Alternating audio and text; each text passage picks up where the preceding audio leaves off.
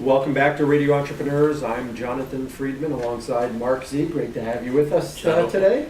Always great to be with you. Always a lot of fun. The dynamic duo is back in the saddle. And we're coming to you today from the beautiful offices of Tarlow, Hart, and Rodgers, our host for today on Radio Entrepreneurs. And as the name of the firm indicates, they are a law firm. And so today we're talking legal issues, which is always a fun thing to do. And I want to introduce our next guest with us today is Harris Weiner. Welcome, Harris. Thank you very much. Harris is with Salter, McGowan, Sylvia, and Leonard, based in Rhode Island. We are. You're Providence-based, or? We are Providence-based, but we also practice in Massachusetts. Wonderful. So, pleasure to have you on Radio Entrepreneurs. You want to tell us a little bit about your firm and what the areas of practice focus are? We are an 8-man firm, 3 generations old. We focus on transactional work, estate planning, and business litigation. I also do some real estate litigation. Excellent. So I know that that your practice focuses largely on business litigation, and one of the areas that comes up often are the area of non-competes. That's right.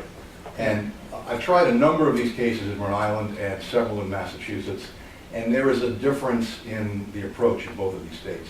Rhode Island is more likely to enforce a non-compete agreement. It's important to know your judge because you get different results on the same facts from different judges depending on their background and their philosophy toward business or toward employees. Likewise, some judges have a philosophy about freedom of contract, and if you've entered into the contract, you're bound by it. In Rhode Island, there are still several ways to break a non-compete contract that's of relevance to both businesses and to employees.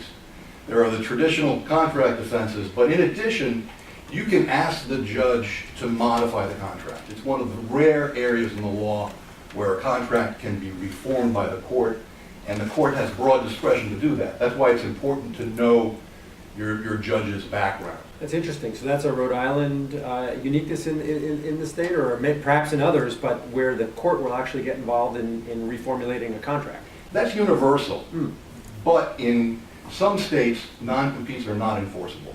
They're not enforceable in California under case law. They have been restricted in Oregon, Hawaii, Connecticut, in Rhode Island as to physicians, in Hawaii as to high tech. So there has been a movement statutorily to limit non-competes for policy reasons.